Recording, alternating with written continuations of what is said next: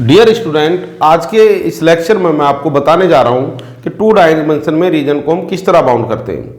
Actually जो multi variable calculus है उसमें हम डबल इंटीग्रल पढ़ते हैं, ट्रिपल इंटीग्रल पढ़ते हैं और nth ऑर्डर का इंटीग्रल भी पढ़ सकते हैं। लेकिन उसमें क्या होता है कि जब हमें लिमिट की प्रॉब्लम आती है, कि कई बार तो एग्जाम में जो क्वेश्चन आता है उसमें लिमिट लिखकर मिलती है आपको कि x की लिमिट यहाँ से यहाँ तक है और y की लिमिट यहाँ से यहाँ तक वेरी हो रही है। लेकिन कई बार वो लिमिट के बारे में एक स्टोरी बताता है, एक कहानी लिख देता है कि reason is bounded by this curve and this curve. उस सिचुएशन में आपको लिमिट खुद लिखना होता है। तो लिमिट हम किस तरह लिखेंगे उसी के बारे में मैं बताने जा रहा हूं एक एग्जाम्पल के थ्रू। उसके बाद मेथड में लिख दूंगा इसका।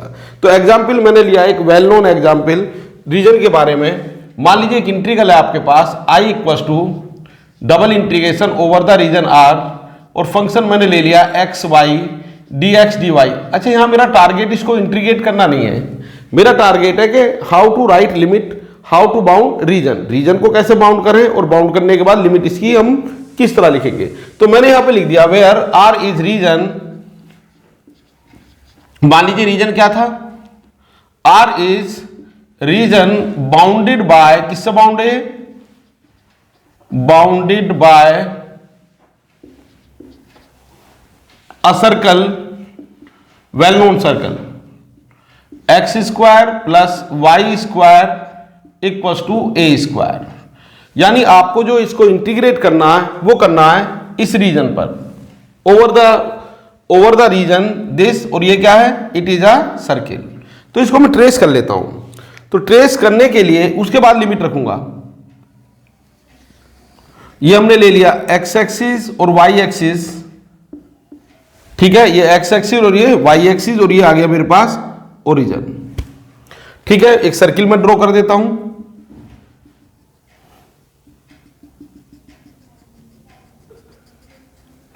ये सर्किल मैंने ड्रॉ किया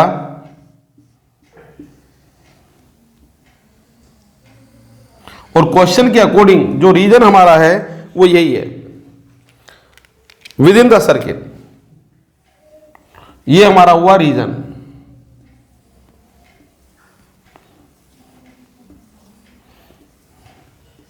अभी मैंने एग्जाम्पल सर्किल का लिया, लेकिन बाद में आपको जनरल मेथड बता दूंगा, लेकिन इससे थोड़ा आपको समझ आ जाएगा कि हम लिमिट वास्तव में लिखते किस तरह है। तो इसके अंदर जो रीजन है वही हमारा क्या है, रीजन आर। क्या होगा, रीजन आर। अब इसके बारे में मैं आपको एक छोटी सी कहानी सुनाता हूं। इसकी लिमिट लिखने का मतलब है कि आपको एक्स के बारे में बताना और वाई के बारे में बताना। यानी आपको यहां पर डिमांड होगी एक इंटीग्रल में x की लिमिट की और दूसरे इंटीग्रल में y की लिमिट। अब वो लिमिट क्या होंगी उसके लिए ही मैं आपको एक कहानी सुनाने जा रहा हूं। उस स्टोरी को ध्यान से सुनिए तो आपको लॉजिक बिल्कुल ठीक से समझ में आ जाएगा। मान लीजिए ये आपका एक प्लॉट है, एक जमीन का टुकड़ा कहीं आपने खरीदा और आपको अपने इस प्लॉट में एक समरसेबिल लगवाना है। तो आपने एक प्लम्बर से बात की और आपने प्लम्बर से बात ये हुई कि हमारे प्लॉट में एक समरसेबिल लगा दीजिए। आप प्लॉट पर नहीं है तो प्लम्बर ने आपसे इसका पूछा एड्रेस, तो आपको इसका एड्रेस बताना है। जो आपके प्लॉट का एड्रेस होगा वही हमारी लिमिट होगी। तो आपने कुछ एड्रेस इस तरह बताया कि अवर प्लॉट लाइज बिटवीन, हमारा प्लॉट कहां लाई करता है, ये दो हमारी भाई कोई मोहल्ले हो सकते हैं, रोड हो सकती है, गली हो सकती हैं। तो आपने कहा कि our plot lies between these two lines. Clear है। अब आपको क्या करना है कि इन लाइन का एड्रेस लिख दो। इसका मतलब आपने ये हिंट दिया प्लम्बर को कि हमारा जो प्लॉट है वो इस लाइन के लेफ्ट में नहीं है और हमारा प्लॉट इस लाइन के राइट में नहीं है। तो अब क्या होगा कि प्लम्बर आपके प्लॉट में जाने के लिए इनके बीच में मूव करता रहेगा।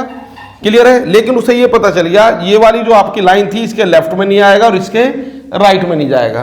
तो इसका एड्रेस बताओ मुझे, इसका एड्रेस क्या होगा। एड्रेस मतलब इस इक्वेशन की, ये जो आपने लाइन बताई है इसकी इक्वेशन। तो क्या होगी इसकी इक्वेशन, क्योंकि आपने कहा कि यह x square plus y square equal to a square. तो इसके कोऑर्डिनेट क्या रहे होंगे, a,0, और इसके कोऑर्डिनेट क्या रहे होंगे, -a,0। तो इस लाइन की जो इक्वेशन हुई वो ही x इक्वल टू -a जानते हैं आप, it is straight line parallel to y axis. और ये भी क्या है, एक straight line parallel to x axis. इसका मतलब एक्स की लिमिट आपकी आ गई -a टू +a। क्या आ गई एक्स की लिमिट? -a to +a। अब मान लीजिए आपको अभी ये आपके प्लॉट पर पहुंच नहीं पाएगा, क्योंकि ये तो इनफाइनाइट लॉन्ग रास्ते हैं, इस एरिया के बीच में ये घूमता ही रहेगा, इन दोनों लाइन के बीच में। तो आपको एग्जैक्टली यहां पर पहुंच जाए तो आप ये भी कह सकते थे कि अवर प्लॉट लाइंग बिटवीन, ये वैसे मैं अभी इसको मिटा दूंगा, ये थोड़ा मैं गलत ही बना रहा हूं इस समय, बताऊंगा इसमें क्या गलती होगी। Our plot lying between y = -a and y = +a, ये भी ठीक है। लेकिन यहां प्रॉब्लम क्या हो गई, इसकी लिमिट होगी हमारे पास, ये पहले कोऑर्डिनेट लिख रहा हूं, इसका कोऑर्डिनेट होगा 0, -a और इसका कोऑर्डिनेट होगा 0, a। अब आपने ये जो एड्रेस बताया है तो काफी हद तक ये ठीक है, थोड़ी सी इसमें अभी कमी रह गई। क्या कमी रहेगी वो बताएंगे। आपने बताया our plot lies between these two line, इनका एड्रेस आपने लिख दिया। फिर आपने बताया our plot lies between these two line, फिर एड्रेस आपने लिख दिया। और मान लीजिए प्लम्बर इस एड्रेस के अकॉर्डिंग आपके इस टुकड़े में पहुंच गया और आपने उसको काम क्या दिया था, समरसेबल लगाने का। मान लीजिए उसने समरसेबल यहां लगा दिया। अब ये तो आपके प्लॉट का टुकड़ा नहीं है, क्योंकि आपका प्लॉट तो सर्कुलर था। तो ये जो एड्रेस आपने बताया उसके अकॉर्डिंग ही गया, लेकिन उसने सही जगह इसको नहीं लगा पाया। हो सकता था तुक्के में यहां भी लगा देता, वो तो हिट एंड ट्रायल था। इसका मतलब ये रहा कि आपके एड्रेस बताने में कुछ कमी रह गई। तो अब इस कमी को पूरा करते हैं जिससे प्लम्बर बिल्कुल सही जगह पहुंच जाए। तो इसको कमी को कैसा पूरा करेंगे, ये जो आपकी लाइन है इसको मिटा दीजिए। ये जो मैं आपको थोड़ी सी कहानी बता रहा हूं, अगर आपको ये ध्यान रहेगी तो कभी गलती होगी नहीं आपसे। तो आप क्या करेंगे, जब भी अपने प्लॉट का एड्रेस बताएंगे या किसी रीजन का आप एड्रेस बताएंगे, तो सबसे पहले आप बताइए 2 parallel lines along y axis, मतलब 2 लाइन आप लेंगे, या तो वाई एक्सिस के पैरेलल ले लीजिए या एक्स एक्सिस के। पहले मैंने क्या लिया, पैरेलल टू वाई एक्सिस, ये बिल्कुल ठीक है। अब बाकी सिचुएशन बताने के लिए आपको क्या करना पड़ेगा, अपने प्लॉट में एक स्ट्रिप खींचनी पड़ेगी, पट्टी। ये पट्टी मैंने खींच दी, एक स्ट्रिप, और ये एक मैजिक स्ट्रिप है। मैजिक स्ट्रिप से क्या मतलब समझते हैं, इस स्ट्रिप में एक खास बात है कि जब मैं इसको मूव कराऊंगा, कहां से कहां तक, इसको जब मैं मूव कराऊंगा यहां से लेकर यहां तक, यानी जो आपने बताया था कि हमारा प्लॉट इस लाइन और इस लाइन के बीच में है, तो इसके जो एंड पॉइंट है, क्या है इसके स्ट्रिप के एंड पॉइंट, वो हमेशा बाउंड्री को टच करेंगे। किसको टच करेंगे, ऑलवेज टच द बाउंड्री, यानी बाउंड्री के बाहर नहीं जाएंगे। तो हमने उससे बताया कि आप ये जो स्ट्रिप वहां रखी हुई है उसको जरा यहां से यहां तक घुमा देना, और जहां जहां उसके एंड पॉइंट टच करते जाएं वही हमारा प्लॉट होगा। क्या होगा, हमारा प्लॉट। तो अब आप क्या करेंगे, जो y का एड्रेस होगा वो क्या होगा, y की लिमिट के लिए आप लिख देंगे इन एंड पॉइंट का एड्रेस। और एंड पॉइंट के एड्रेस का मतलब है आपको उसका एड्रेस लिखना है जहां पर ये टच करते हैं, जिस कर्व को ये टच करते हैं उसका एड्रेस लिख दीजिए। तो ये कहां टच कर रहा है, ये एंड हमारा टच कर रहा है किस पर, x² + y² = a² पर। किस पर टच किया है, x² + y² = a²। अब यहां पर आप किसकी वैल्यू निकाल लेंगे, y की। तो y कितना हो जाएगा, a² - x²। तो y कितना हो जाएगा, y हो जाएगा ± √a² - x²। इसी तरह ये जो दूसरा एंड है हमारा, ये तो लोअर एंड था, अपर एंड ये कहां टच करता है, ये भी किस पर टच करता है, जिस पर टच करता है, जिस कर्व पर टच करेगा आपको उसकी इक्वेशन लिखनी है। तो ये कर्व क्या हमारी, ये तो सर्किल की कर्व है, तो यहां पर क्या लिखोगे, x² + y² = a²। और यहां से भी y की वैल्यू डायरेक्ट लिख रहा हूं मैं, कितना आएगा, ± a² - x²। अब आपकी जो y की लिमिट होंगी, ये y की लिमिट आपकी वही होंगी जो यहां पर y की वैल्यू है। तो क्या होगी y की वैल्यू, अब यहां पर 2 वैल्यू है y की, एक तो प्लस में है और एक माइनस में है। तो आपको कौन सी लेनी है, ध्यान देंगे। अब इतना आपको कॉमन सेंस लगाना पड़ेगा, ये जो पॉइंट है ये कर्व पर टच है सर्किल पर, लेकिन ये एक्स एक्सिस के बिलो है, तो इसका मतलब क्या है, ये माइनस, y की वैल्यू माइनस होनी चाहिए। और ये जो अपर एंड है ये वाला, ये आपका एक्स एक्सिस के ऊपर है, तो यहां पर क्या आनी चाहिए, y की प्लस में वैल्यू आनी चाहिए। तो ये हमारे पास हो गई लिमिट रखने का तरीका। तो लिमिट रखने का तरीका क्या करेंगे, जब हम रीजन को बाउंड करेंगे किसके along, along the parallel axis, sorry, along the straight line which are parallel to y axis, यानी आपने दो लाइन ऐसी दी जो y axis के पैरेलल थी। उस कंडीशन में आपको अपने प्लॉट में, अपने रीजन में एक स्ट्रिप भी खींचनी पड़ेगी जो किसके पैरेलल होगी, इन्हीं लाइन के पैरेलल होगी। क्लियर है? तो इसका मतलब ये हुआ कि इस तरह अगर आप इस सिचुएशन को समझकर लिमिट लिखेंगे तो कभी गलती आपसे नहीं होगी। अब मैं एक काम करता हूं, इसका एड्रेस बताने का थोड़ा तरीका बदल देता हूं। ये जो एड्रेस अभी बताया है इसको बताने का तरीका मैं बदल देता हूं। तो क्या होगा वो, इसको चलो कह दिया मैंने 1, मतलब मेथड एक तरह से क्या कह दिया इसको 1। अब सेकंड पे चलते हैं। इस बार मैंने क्या किया, फिर ये सर्किल बनाया,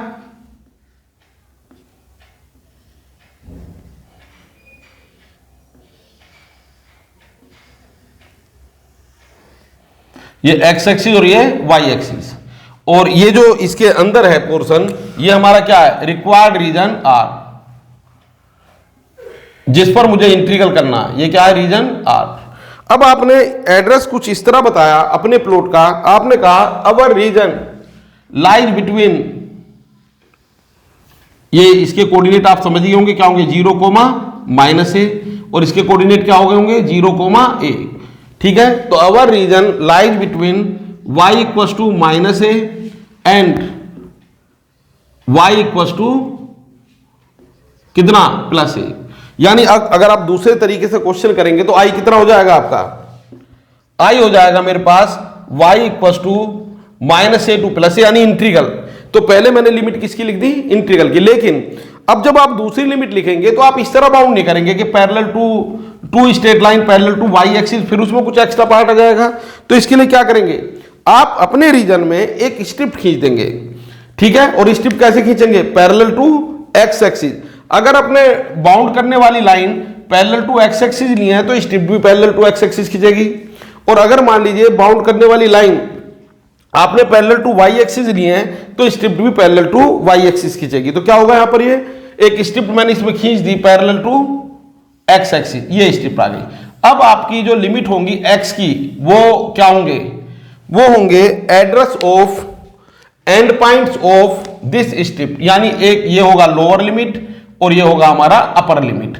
अब लोअर लिमिट के लिए क्या करेंगे, आप ये देखो, ये जो हमारा स्ट्रिप थी इसका लोअर एंड कहां टच करता है, इसका लोअर एंड टच करता है सर्किल पर, और सर्किल की इक्वेशन क्या है, x² + y² = a², और ये कितना हो जाएगा मेरे पास, y² = a² माइनस, सॉरी क्योंकि यहां पर तो लिमिट आपको x की लिखनी है तो वैल्यू किसकी फाइंड करेंगे आप, अगर लिमिट आपको x की लिखनी है तो वैल्यू भी x की ही फाइंड करेंगे।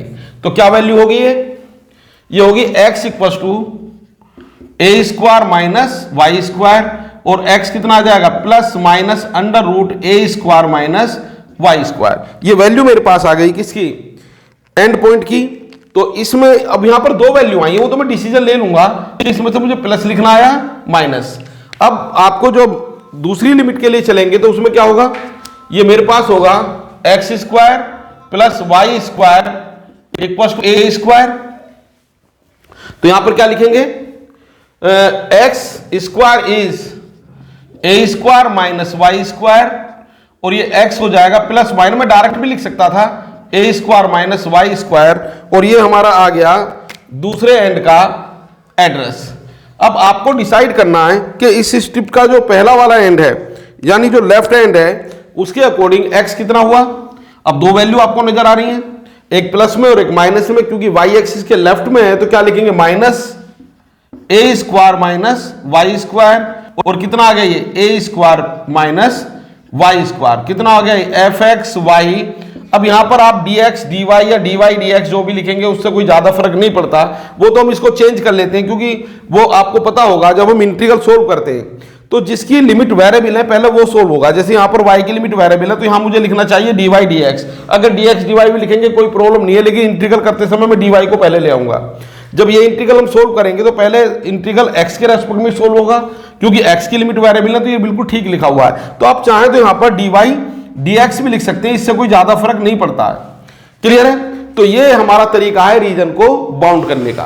तो अगर मान लीजिए इन जनरल आपको किसी को बाउंड करना है, किसी रीजन को बाउंड करना है, तो मेरे पास दो तरीके बने। नंबर एक, first bound the region parallel to y axis and then take a strip parallel to y axis. अपने रीजन के अंदर स्ट्रिप की खास बात क्या है, वो आपके जो प्लॉट की बाउंड्री है, जो रीजन की बाउंड्री है, उनको कभी नहीं छोड़ेंगे, वो बाउंड्री के किनारे किनारे ही चलेंगे। दूसरा तरीका क्या है, bound the region parallel to x axis. जब आपने एक्स एक्सिस के पैरेलल बाउंड किया तो इससे ये पता चलता है कि आप इस लाइन के तो नीचे नहीं चलोगे और जो ऊपर वाली लाइन थी इसके ऊपर नहीं जाओगे, इनके बीच में ही आपका रीजन रहेगा। और बाकी के लिए क्या करोगे, वाई की लिमिट के लिए क्या कर दोगे आप, सॉरी ये तो लिमिट हमारी किसकी हुई, वाई की, एक्स की लिमिट के लिए क्या करोगे, एक स्ट्रिप अपने रीजन में खींच दोगे पैरेलल टू एक्स एक्सिस। अब उसमें भी क्या करोगे आप, उस स्ट्रिप की भी कहानी क्या, जो लेफ्ट हैंड है और राइट हैंड है वो कभी बाउंड्री को नहीं छोड़ेगा, तो उनकी वैल्यू लिख दो या उनका एड्रेस लिख दो या उनकी इक्वेशन लिख दो इन टर्म्स ऑफ वाई। अगर आप x की लिमिट रख रहे हो तो y की टर्म्स में लिखो और y की लिमिट लिख रहे हो तो x के टर्म्स में लिखो। यही हमारा रीजन बाउंड करने का तरीका है। अब आप इसको अगर जनरल तरीके से लिखना चाहते हैं तो वो भी मैं बताने चाह रहा हूं कि ये तो मैंने एक सर्किल का एग्जांपल लिया जिससे आपको ये समझ आ जाए कि किस तरह x की वैल्यू आई, किस तरह y की वैल्यू आई। अगर आप इसको एक जनरल मेथड की तरह लिखना चाहते हैं तो वो भी मैं लिख के दिखा रहा हूं। अच्छा, इंटीग्रल सोल्व करने से मेरा मीनिंग नहीं है, फिलहाल लिमिट के बारे में मैंने बात की है कि किस तरह लिमिट बाउंड। अच्छा, जब मैंने यहां पर लिया था लिमिट पैरेलल टू, यहां पर आपको याद है जब मैंने यहां पर कहा था पैरेलल टू वाई एक्सिस तो दो लाइन आ गई, फिर मैंने कह दिया पैरेलल टू एक्स एक्सिस तो उसमें कुछ पोर्शन एक्स्ट्रा आ गया था, ठीक है, जो हमारे रीजन का पार्ट नहीं था, तो वो एक गलत तरीका है, उस तरह हम नहीं लिखेंगे, हमेशा क्या खींचेंगे, स्ट्रिप। अब इसका एक जनरल मेथड में बताने जा रहा हूं। अच्छा, ये जो सेकंड वाला था ये हमारा मेथड नंबर 2 था, एड्रेस बताने का। क्या था ये, मेथड नंबर 2। अच्छा, इसमें एक चीज मैं भूल गया आपको बताना, जैसे ये जो मेथड 1 से मैंने लिमिट लिखी थी और ये मैंने मेथड 2 से लिमिट लिखी थी, मेथड तो एक ही है, बस आपने एड्रेस बताने का तरीका बदल दिया। तो एक बहुत ही इंपॉर्टेंट टॉपिक हम पढ़ेंगे, चेंज ऑफ ऑर्डर। तो जो मेथड 1 है, अगर आप उस तरीके को चेंज करके ये वाला लिख दो तो ये कहलाएगा इसका चेंज ऑफ ऑर्डर।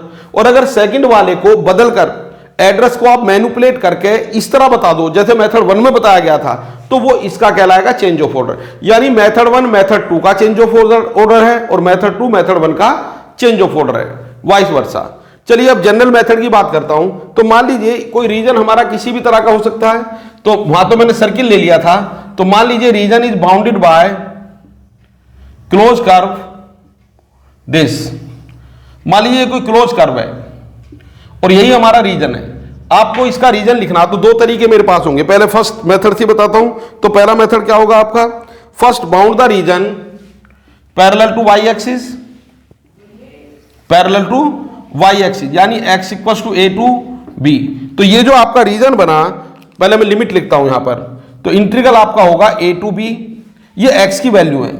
अब दूसरी लिमिट के लिए क्या करोगे, जैसे आपको तरीका बताया था, तो आपको तरीका ये बताया गया था, इसके बाद आप क्या करेंगे, अपने रीजन में एक स्ट्रिप खींच दोगे। ये एक जनरल मेथड है, ये कर्व कुछ भी हो सकती है, ठीक है। अब ये इसका लोअर एंड और ये इसका अपर एंड, अब इसकी इक्वेशन कुछ भी रही होगी, पता नहीं क्या रही होगी क्योंकि कर्व तो मैंने स्टैंडर्ड कर्व ली नहीं है। तो यहां पर आप क्या करेंगे इस कर्व की हेल्प से आप y की वैल्यू निकाल लेंगे। मान लीजिए ये आ गया f1x और ये आ गया y हमारा क्या आ गया, मान लीजिए f2x। तो यहां पर आप क्या लिख देंगे, यहां पर आपकी लिमिट हो जाएगी, y की लिमिट हो जाएगी y इक्वल टू f1x और ये हो जाएगा f2x। अगर आप इसको कोरिलेट करें, जो मेथड मैंने अभी आपको बताया था, यहां अगर y है तो dy dx लिख दें, पहले इंटीग्रल y के रेस्पेक्ट में होगा।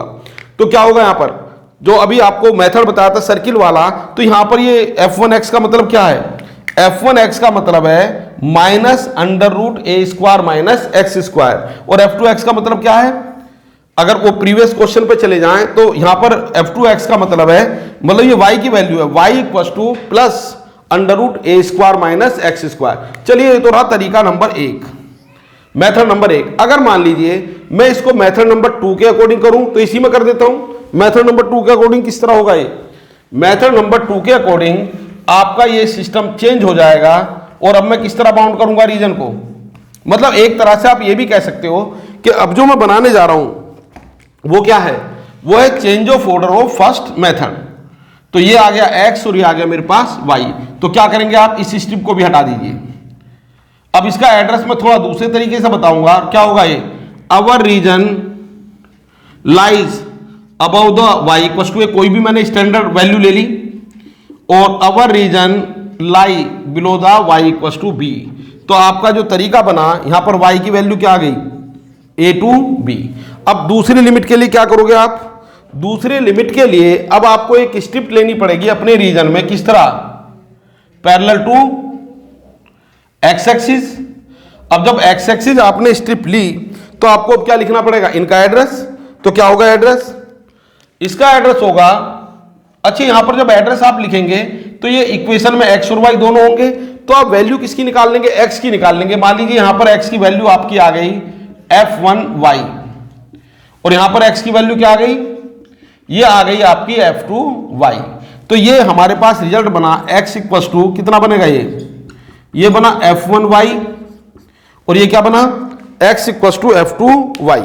यानी y की लिमिट पहले आ गई पैरेलल लाइन, और ये हमारे पास हो गया f1y, और ये क्या हो गया बच्चों f2y। अच्छा x की जगह y कर दूं ना ये।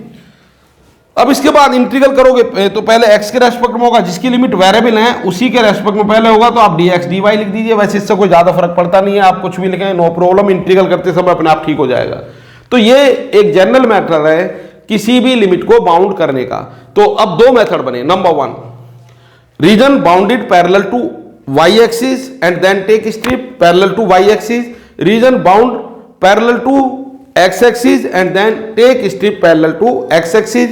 तो इसका मतलब ये हुआ, इसमें एक लिमिट तो हमेशा कांस्टेंट रहेंगी और दूसरी लिमिट आपकी कांस्टेंट भी हो सकती है, वेरिएबल भी हो सकती है, एक कांस्टेंट एक वेरिएबल भी हो सकती है, तो वो सब चलेगा, वो क्वेश्चन की सिचुएशन के हिसाब से आ जाएगा।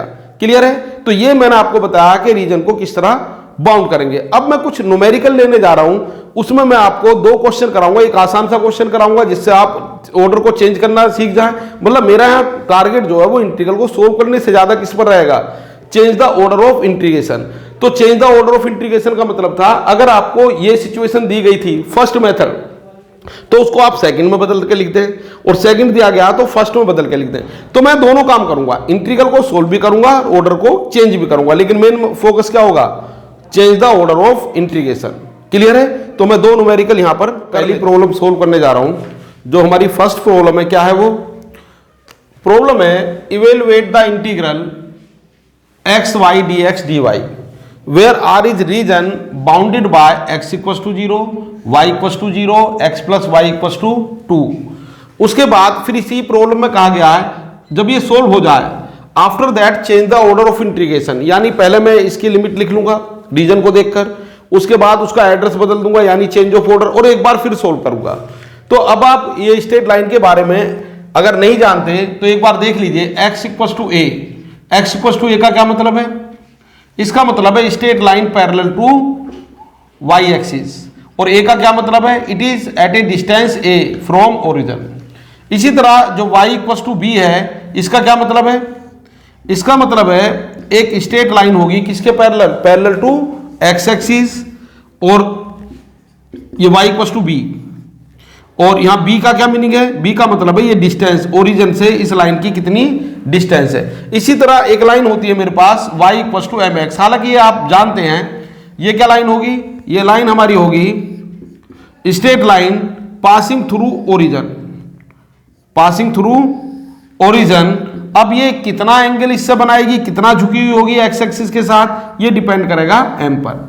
तो ये ओरिजिन से पास होगी, यानी x की कांस्टेंट वैल्यू, y की कांस्टेंट वैल्यू, ये तो लाइन होंगी पैरेलल टू x एक्सिस या फिर y एक्सिस, और y equal to m x type, ये ओरिजिन से पास होगी। एक और बताता हूं, x upon a plus y upon b equal to 1, ये हमारे पास स्ट्रेट लाइन क्या होगी, ये x और ये y, ये लाइन होगी x एक्सिस पर a डिस्टेंस कट कर दो यानी a, 0, और y एक्सिस पर क्या कर दो, b डिस्टेंस कट यानी ये 0, b, और इसको मिला दीजिए दोनों को। चलो पॉइंट को मैं थोड़ा आगे ले लेता हूं, तो ये हमारी लाइन होगी x upon a, y upon b equal to 1। ये मैंने ऐसे ही आपको बता दिया है, ठीक है। अगर मान लीजिए आप थोड़ा सा याद नहीं है तो थोड़ा सा रिकॉल हो जाएगा। x equal to a, y equal to b, यानी x equal to constant, y equal to constant, y equal to m x, and इसको बोलते हैं इंटरसेप्ट फॉर्म। ये ओरिजिन से पास होने वाली और ये दो पैरेलल टू x एक्सिस या फिर y एक्सिस। चलिए अब अपनी बात को आगे बढ़ाते हुए मैं नेक्स्ट प्रॉब्लम यहां पर करने जा रहा हूं, नहीं इसी प्रॉब्लम को सोल्व करने जा रहा हूं। तो पहले मैं इस रीजन को ट्रेस करूंगा। रीजन कैसे ट्रेस होगा? तो आपको यहां पर 3 स्ट्रेट लाइन की इक्वेशन दी गई है, इनसे घिरा हुआ रीजन मुझे लेना है। तो क्या बनेगा ये solution? First of all write integral I integral over the region R, और यह गया x y d x d y. आपको इसको सोल्व करना है इंटीग्रल को, और इसकी लिमिट आपको पहले लिखनी है। चलिए तो रीजन को ट्रेस करते हैं। यहां पे लिख देता हूं region is bounded by, trace करने से पहले लिख दीजिए रीजन इज बाउंडेड बाय, किससे बाउंड है region? Region is bounded bye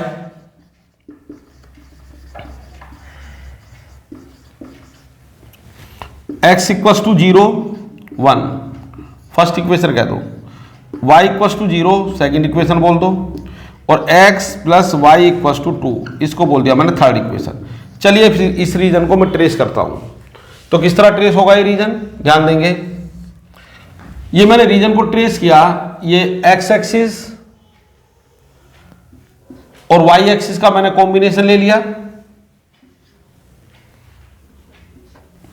अच्छा, जैसा आप जानते हैं x इक्वल टू 0 क्या होगी? x equal to 0 means y axis. Clear है? तो ये आपकी इक्वेशन हो गई x इक्वल टू 0, यानी आपकी बाउंड्री में x इक्वल टू 0 रहेगा। y इक्वल टू 0 क्या हो गया? ये x एक्सिस। चलिए ये आ गया मेरे पास y इक्वल टू 0, यानी रीजन को जब आप बाउंड करोगे तो उसमें एक बाउंड्री आपकी x इक्वल टू 0 की होगी और एक क्या होगी? y equal to 0। Infinite long line है, देख लेंगे इसमें से कितना लेना। तीसरी क्या है? x plus y equal to 2। थोड़ा मैं वैसे तो आप डायरेक्ट भी बना सकते हैं, लेकिन मैं इसको इंटरसेप्ट फॉर्म में लिख रहा हूं, 2 से डिवाइड कर दूं। x by 2 plus y by 2 equal to 1, यानी x एक्सिस पर कितना चलेंगे 2 और y पर कितना चलेंगे 2। तो x एक्सिस पर 2 यानी ये कोऑर्डिनेट आ गया 2,0, और ये y एक्सिस पर भी कितना चलेंगे 2, ये कोऑर्डिनेट आ गया 0,2 0,2। इनको क्या करेंगे आप मिला दीजिए। अब इसके बाद मेरे पास तीनों स्ट्रेट लाइन है, तो आप ये ध्यान दीजिए जरा, ये जो रीजन इन तीनों लाइन से घिरा हुआ है, किससे? x एक्सिस y एक्सिस, और ये x plus y equal to 2, वो कौन सा रीजन है? ध्यान देंगे, ये आपके पास आ गया y इक्वल टू 0, ये आपके पास आ गया x इक्वल टू 0, और ये आपके पास क्या है? ये आपके पास है x plus y equal to 2। इसका मतलब इन तीनों लाइन से घिरा हुआ रीजन तो यही नजर आ रहा है मुझे, और यही आपका रीजन है। अब जैसे वहां मैंने आपको जब एक कहानी सुनाई थी तो उसमें मैंने सर्किल ले लिया था, आपने एक ही फ्लो में उसको बना दिया। यहां पर आपके रीजन की क्या है कि हर बाउंड्री की अलग इक्वेशन है, it is combination of 3 straight lines. तो ये रीजन मेरे पास आया। अब आप क्या करेंगे? सबसे पहले इंटीग्रल तब सोल्व होगा जब आप इसकी लिमिट रख दें। तो मैंने आपको इसके बाउंड करने के 2 तरीके बताए हुए हैं, पैरेलल टू y एक्सिस या पैरेलल टू x एक्सिस। तो उसके बाद में एक दूसरा तरीका भी बताया, वो कहलाएगा चेंज ऑफ ऑर्डर। तो पहले आप कोई भी एक मेथड लगा दें, तो मैं मेथड लगा रहा हूं पैरेलल टू y एक्सिस। तो अवर रीजन लाइज बिटवीन, कहां लाई करता है?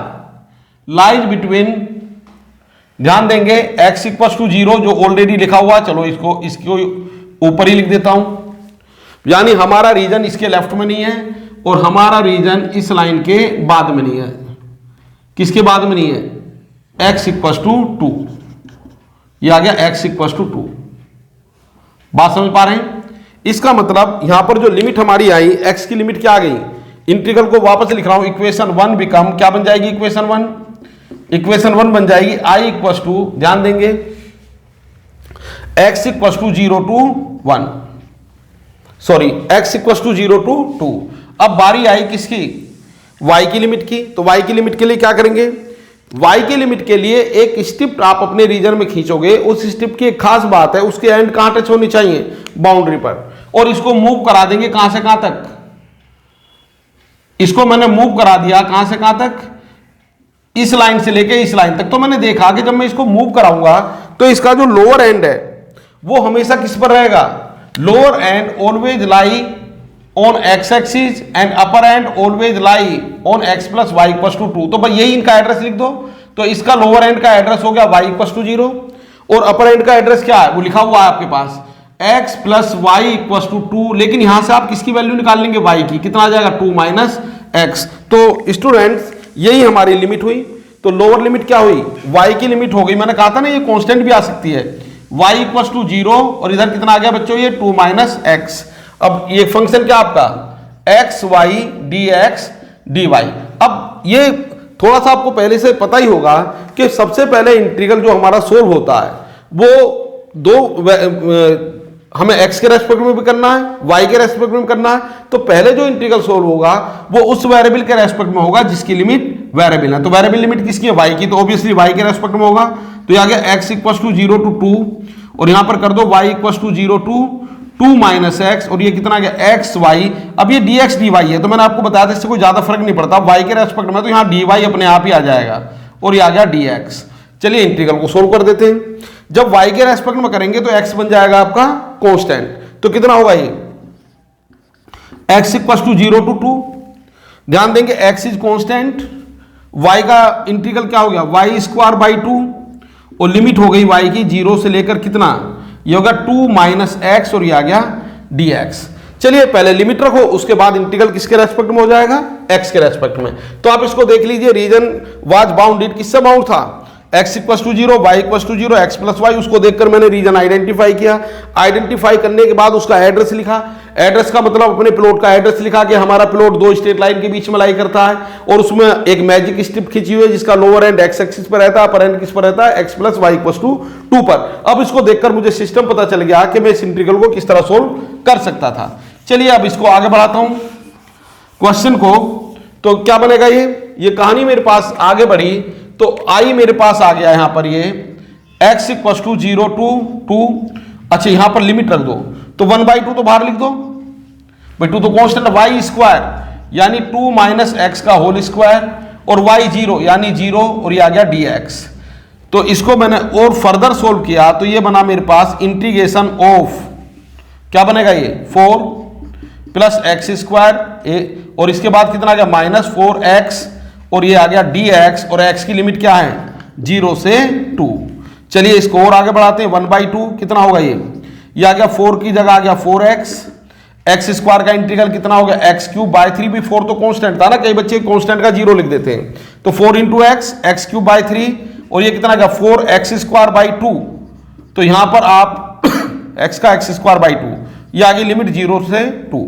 तो ये मेरे पास लिमिट आ गई, ध्यान देंगे 2 माइनस 0, x की जगह अपर लिमिट 2 और लोअर लिमिट 0, माइनस करके लिखेंगे 1/3। अब x की जगह आपने लिखा 2 तो यानी कितना आ गया 8 भाई 2 का क्यूब और ये माइनस 0। इसके बाद ये 4 को 2 से पहले कैंसिल कर दो, ये आ गया 2, एक्स स्क्वायर का मतलब कितना होगा 2 स्क्वायर यानी 4 माइनस 0। तो ये आ गया मेरे पास 1/2, ये आ गया 8 और ये आ गया माइनस 8/3 और ये कितना आ गया -8। थोड़ा सा फर्दर सोल्व कर लेता हूं तो कितना आ गया ये आ गया 1/6, 3 एलसीएम ले लो, 3 मैंने ले लिया एलसीएम तो कितना आ गया ये आ गया 8 से 8 ये कैंसिल ही हो गया हमारा, बल्कि 3 एलसीएम क्या लेना है तो मल्टीप्लाई हो गया, तो कितना आ गया 1/6 -8 यानी कितना आ गया -4/3। तो ये इस इंटीग्रल की वैल्यू आ गई -4/3। अच्छा ये जो मैंने अभी तक किया ये क्या किया है, ये मैंने यहां तक क्वेश्चन सोल्व किया है, लेकिन इन्होंने कहा कि जब ये क्वेश्चन सोल्व हो जाए तो भाई इसका एक बार जरा ऑर्डर भी चेंज कर लो। ऑर्डर चेंज करने का मतलब क्या बताया था, जो एड्रेस आपको दिया गया है इस एड्रेस को बदल दीजिए, इसके एड्रेस बताने के तरीके को बदल दीजिए और एक बार क्वेश्चन को और सोल्व कर दीजिए। तो मैं सेकंड टाइम प्रॉब्लम तो सोल्व नहीं करूंगा, लेकिन मैं इसका ऑर्डर बदल के आपको दिखा रहा हूं, क्योंकि सोल्व तो ऐसे ही हो जाएगा भाई। यहां पर आपने पहले इंटीग्रल किसके रेस्पेक्ट में किया y, तो उसमें पहले किसके रेस्पेक्ट में होगा x के रेस्पेक्ट में होगा। चलिए मैं ऑर्डर बदल के दिखाता हूं ऑर्डर किस तरह चेंज होगा, तो ये आप देख लीजिए। चलो यहीं पर कर देता हूं order change of order of this problem. तो क्या होगा चेंज ऑफ ऑर्डर, हालांकि आप चाहें तो ये जो डायग्राम है इसी में भी आप ऑर्डर को चेंज करके दिखा सकते हैं, लेकिन होगा क्या कि जब आप रिवीजन करेंगे अपने क्वेश्चन का तो आपको पता नहीं चलेगा कि पहले स्ट्रिप हमारी पैरेलल टू x एक्सिस थी या y एक्सिस। चलिए तो इस रीजन को मैं एज इट इज बना देता हूं, क्या था ये x और ये y और रीजन था आपका ये वाला, ये रीजन था। ये रीजन किससे बाउंड था x इक्वल टू 0 और x इक्वल टू 2। स्ट्रिप मत बनाइए, स्ट्रिप को मत बनाइए। अब मैं इसका तरीका बदलने जा रहा हूं, चेंज द ऑर्डर, एड्रेस बताने का तरीका मैं बदलने जा रहा हूं। तो उसमें क्या करेंगे आप, सबसे पहले आपने एड्रेस बताया था पैरेलल लाइन के थ्रू, और वो पैरेलल लाइन क्या ली थी आपने, पैरेलल लाइन थी हमारी किसके पैरेलल, ये दोनों जो लाइन थी वो वाई एक्सिस के पैरेलल थी। तो अब इसमें क्या करेंगे, आपको लाइन लेनी पड़ेगी पैरेलल टू एक्स एक्सिस। तो पहली लाइन क्या हुई, जो पहली लाइन मेरे पास हुई, ये बना मेरे पास रीजन, इसके तो नीचे लाइन नहीं करेगा, सॉरी ये आ गया मेरे पास y इक्वल टू 0, क्लियर है, और इसके ऊपर नहीं होगा, इसके कोऑर्डिनेट क्या थे 0,2, यानी y इक्वल टू 2, क्लियर है। तो यहां पर लिमिट क्या बनी हमारी, y की लिमिट तो आ गई 0 से 2। अब कहानी बची किसके लिए, x के लिए। अब अगर आपने लाइन को किसके पैरेलल लिया है, अगर लाइन को आपने पैरेलल टू एक्स एक्सिस लिया तो स्ट्रिप भी क्या होगी, पैरेलल टू एक्स एक्सिस। अब इसी स्ट्रिप का लोअर एंड जब आप इसको मूव कराओगे इस लाइन से लेकर इस लाइन तक इस तरह, तो आप देखोगे हमेशा इसका लोअर एंड कहां रहता है, इसका लोअर एंड हमेशा रहता है वाई एक्सिस पर, यानी x इक्वल टू 0, और इसका अपर एंड कहां रहता है, अपर एंड इसका हमेशा रहता है x प्लस वाई। यहां से लेकर यहां तक चेक कर लो, अगर ये एंड अब बदलता है किसी और कर्व पे चला जाता है तो इंटीग्रल के दो पार्ट होंगे, मैं नेक्स्ट क्वेश्चन में बताऊंगा। तो कितना होगा ये x plus y equal to 2, यहां से आपको x की वैल्यू मिल गई 2 माइनस वाई। तो यहां पर कितना हो जाएगा, ये हो जाएगा x इक्वल टू 0 से लेकर कहां तक जाएगा, ये x इक्वल टू 0 टू, हाँ जी 2 माइनस वाई, और कितना आ गया ये एक्स वाई, और कितना लिख दो, अब देखो पहले x के रेस्पेक्ट में होगा तो यहां पर dx dy भी लिख सकते हैं, और ये हमारा हो गया ऑर्डर चेंज। अब अगर आप इसको सोल्व करना चाहो, इसका सॉल्यूशन अगर आप चाहते हो इसी प्रॉब्लम का, तो पता क्या करना होगा आपको, आप पहले क्या करेंगे, i इक्वल टू, ये मैं सोल्व कर नहीं रहा, सिर्फ आपको हिंट दे रहा हूं, तो ये आप पहले सोल्व करेंगे इसको x के रेस्पेक्ट में, कितना आ गया 2 माइनस वाई, और ये आ गया एक्स वाई। अच्छा क्योंकि अब x के रेस्पेक्ट में होगा तो यहां अंदर आएगा dx और बाहर जाएगा dy। अब x के रेस्पेक्ट में करेंगे तो y तो कांस्टेंट है, x की जगह आ जाएगा एक्स स्क्वायर बाई 2। उसके बाद आप क्या करेंगे, x की लिमिट रख देंगे, लिमिट रखने के बाद इंटीग्रल किस में बचेगा, y में, और पहले की तरह आंसर इसका आ जाएगा -8/3। अच्छा सेकंड क्वेश्चन भी मैं करना चाहता था लेकिन लेक्चर मुझे लग रहा है काफी लेंथी हो गया है, तो सेकंड क्वेश्चन के लिए मैं नेक्स्ट वीडियो अपलोड करने जा रहा हूं, आप उसमें देख लीजिए, काफी इंपॉर्टेंट क्वेश्चन होने वाला है। Thank you very much.